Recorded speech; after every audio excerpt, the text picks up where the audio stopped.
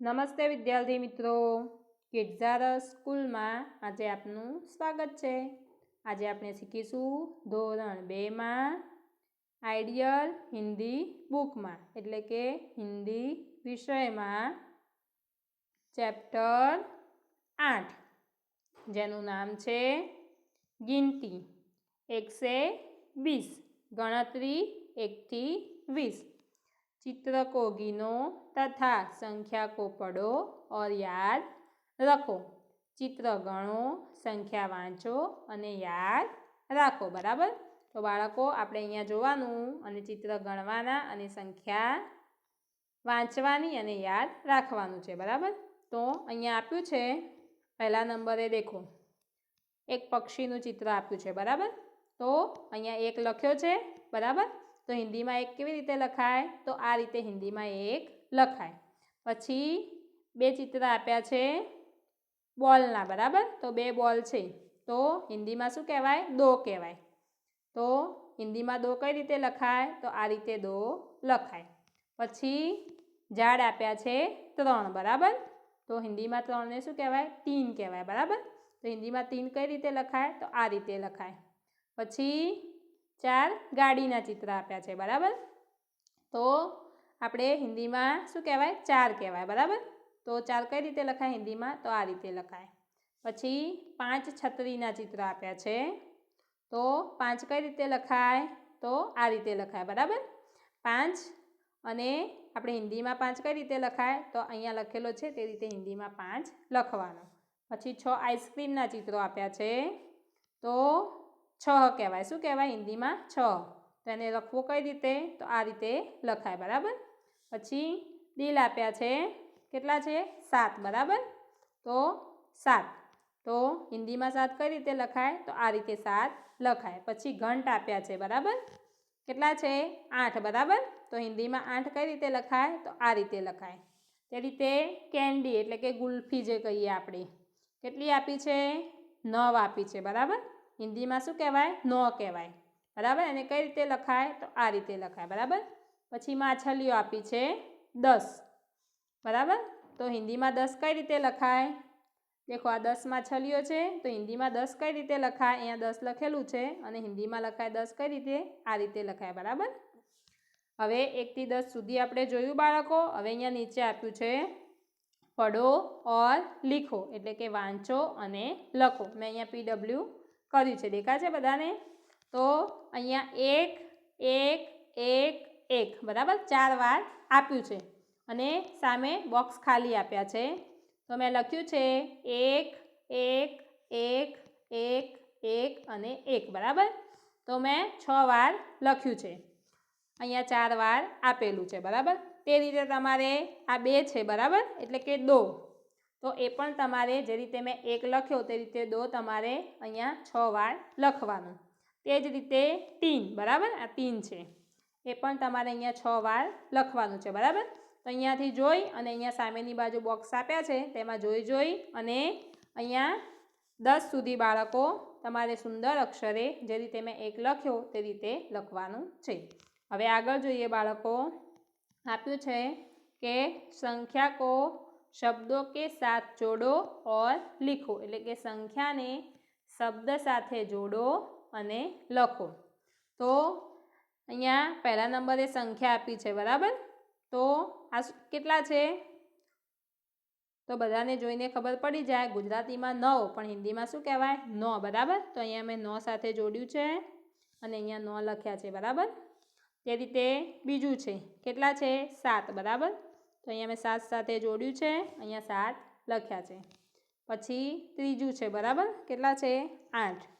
तो अहींया मैं 8 साथे जोड्युं छे। देखाय छे अने अहींया 8 लख्या छे। एना पछी छे 5 तो अहींया 5 साथे जोड़कું जोड्युं छे अहींया 5 लख्या छे।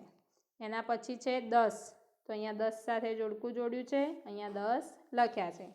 एना पछी छे 6 तो अहींया 6 साथे जोड़कું जोड्युं छे अने अहींया 6 आवे। बराबर। तो ए 2 टपका तमारे करवाना। बराबर। तो 6 साथे जोड्युं छे।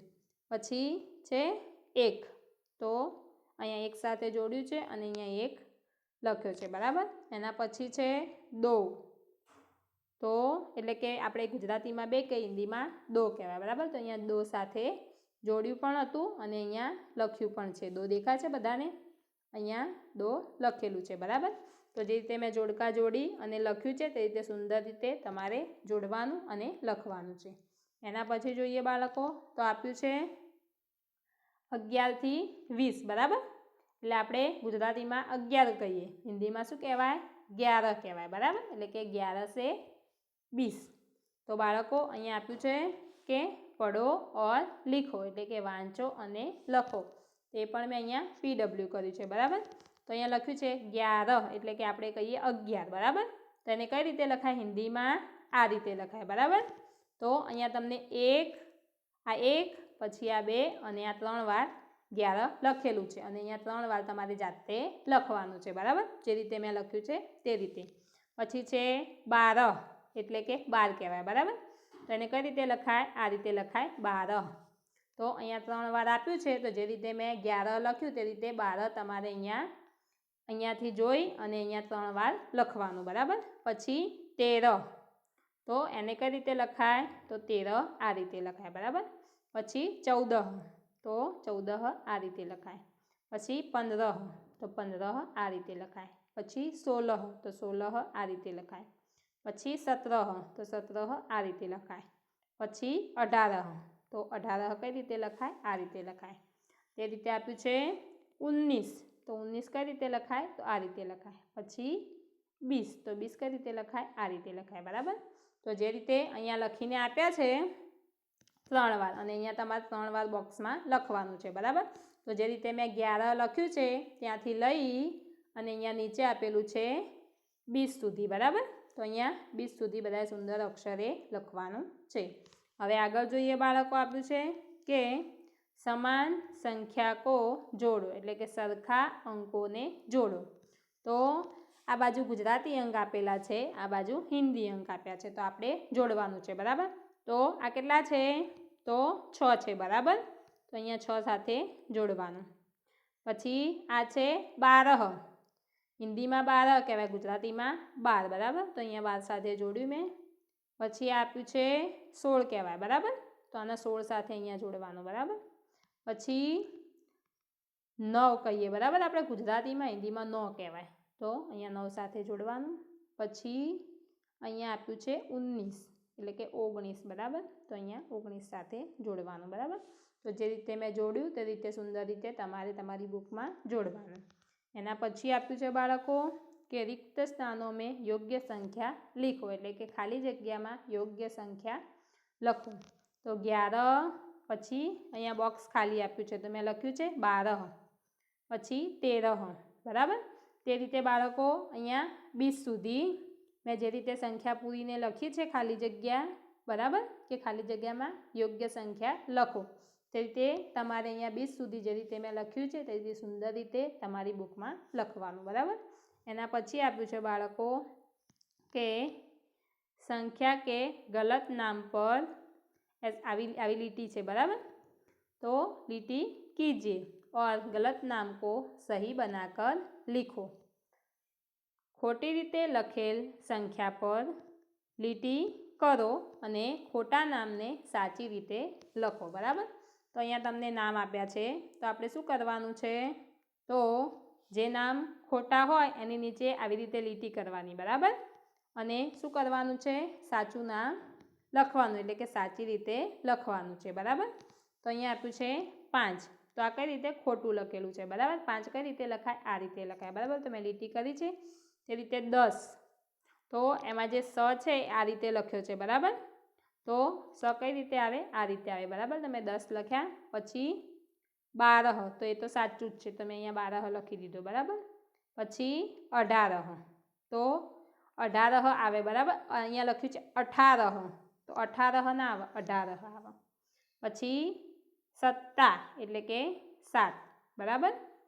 પછી 7 એટલે કે આ ખોટું લખેલું છે, એટલે અહીંયા મેં નીચે લીટી કરી છે, અહીંયા 7 સાચું લખ્યું, બરાબર, સાચી રીતે. પછી 15, તો શું આવે? 15 આવે, બરાબર. તો મેં લીટી કરી છે. તે રીતે અહીંયા આપ્યું છે 13, તો એ સાચું છે, તો મેં અહીંયા લખ્યું છે, બરાબર. પછી 11, તો ખોટું છે, કેમ કે હિન્દીમાં શું કહેવાય? 11 કહેવાય, બરાબર. તો મેં અહીંયા લખ્યું. પછી 16, તો 16 ના આવે, 16 આવે, બરાબર હિન્દીમાં. પછી 19, તો 19 ના આવે, શું આવે? 19 આવે, બરાબર. પછી 20 લખ્યું છે અહીંયા, પણ આ રીતે 20 ના આવે, આ રીતે આવે, બરાબર 20. તો તે રીતે 1, બરાબર. તો 1 આ રીતે ના આવે, આ રીતે આવે, બરાબર. તે રીતે આપ્યું છે નબ, તો નબ ના આવે, નો આવે હિન્દીમાં, બરાબર. પછી 6, તો 6, બરાબર. પછી 14, તો અહીંયા 14 લખ્યું મેં. પછી 8, તો 8. પછી 17, તો આ ખોટી રીત છે લખવાની, 17 આવે, બરાબર. તો મેં લીટી કરી અને સામે લખ્યું છે. તે રીતે 3, તો 3 સાચું છે, બરાબર.